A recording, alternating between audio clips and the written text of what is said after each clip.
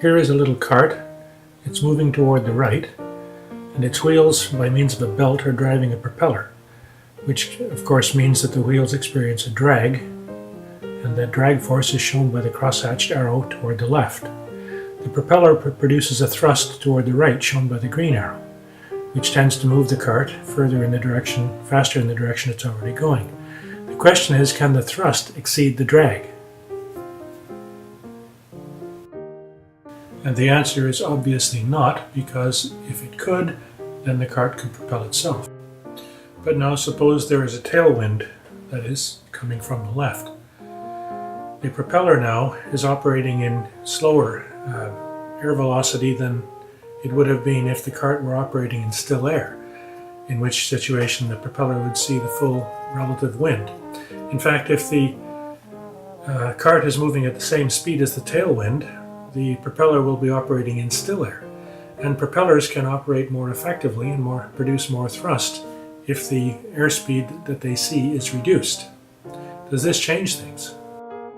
This demonstration shows that net thrust can be developed to oppose the drag force if the propeller is in still air. That is to say, if there is a tailwind equal to the velocity of the cart. And so the cart can actually be driven forward by a tailwind even if it is going at the speed of the wind. And in fact, it is true that the cart could be driven forward even if it is going slightly faster than the tailwind speed. Demonstrations have already been given of this point using carts with propellers put onto treadmills. Here we do it a bit differently. We replace the moving cart with its drive wheels with a windmill operating in wind produced by a fan. And the cart is replaced by a pendulum, which allows us to see the direction of the net force. In this arrangement, there is a wind which drives the windmill, shown in blue hatching, and the windmill produces a drag, just as the wheels did, as well as a torque, which drives through a belt arrangement the green propeller, which produces a thrust. The propeller, of course, is out of the wind. It's blocked from the wind that drives the windmill, and so it's in still air. The whole arrangement is attached to a pendulum with a pointer, which shows which direction is the net force. So if the drag exceeds the thrust, the pendulum will move left, and if the thrust exceeds the drag, the pendulum would move right. To recap, the propeller is in still air, representing the situation where the cart is traveling at the same speed as the tailwind. It would be possible to do the experiment to show the cart traveling faster than the tailwind, but we're not doing that here. The results will be shown if the pendulum deflects upwind, then the thrust of the propeller exceeds the drag, which is induced by driving the propeller. And if it deflects upwind, a cart should be able to produce more thrust than drag when the propeller is in still air, that is, when it's traveling at the tailwind speed. This is more stringent than the treadmill test because propellers are less efficient. Here's the whole apparatus. The black propeller is a spare propeller from a toy helicopter, and this is the drive propeller that drives the pendulum forward.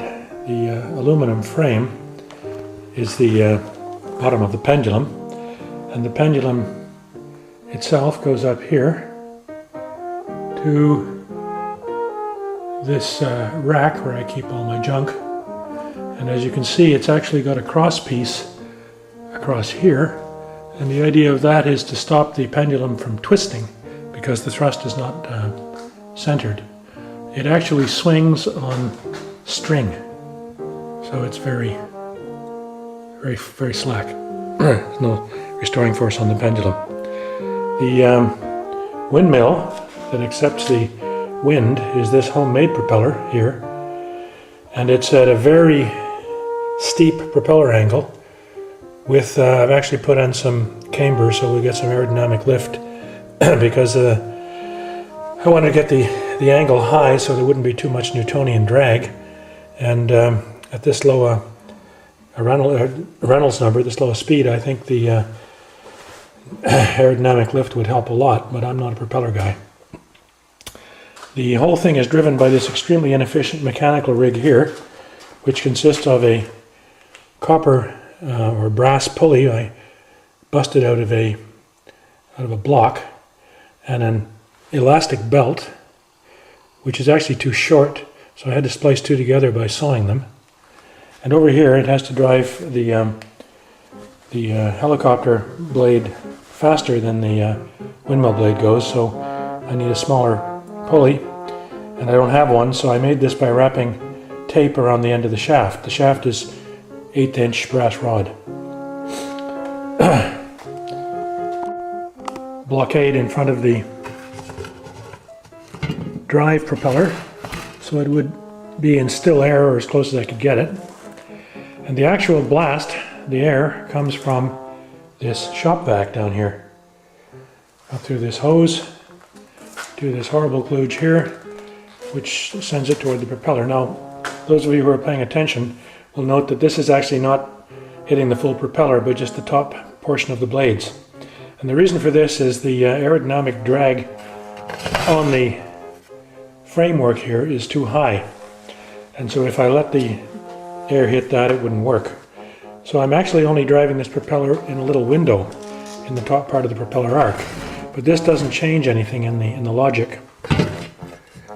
It just means that if you build one of these carts, you have to be very careful about drag.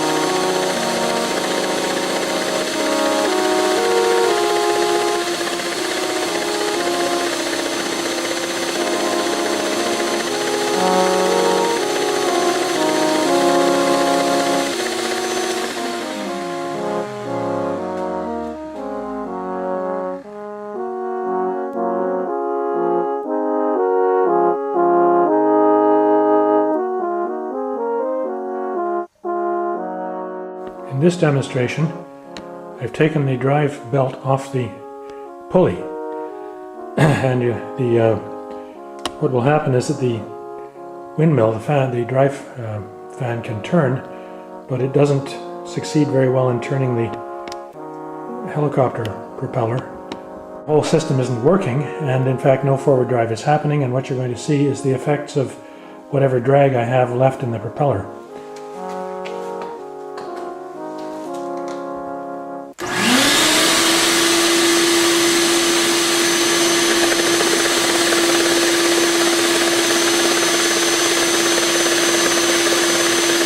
In this case, the drive is too weak, and the propeller drag is pushing the pendulum backwards. So in fact, this force is the force that the helicopter propeller is overcoming. So, in summary, we have shown that a propeller can produce more thrust than the drag required to turn it if the propeller is in still air. That would mean that a propeller driven by the wheels of a cart could therefore propel the cart if there's a tailwind at the same speed as the cart is going. More generally, this demonstration shows that a net upwind force can be derived if two wind speeds are available. And therefore, this is something we haven't discussed, it would be possible to make a device that goes directly upwind using only aerodynamic forces and with no wheel drive.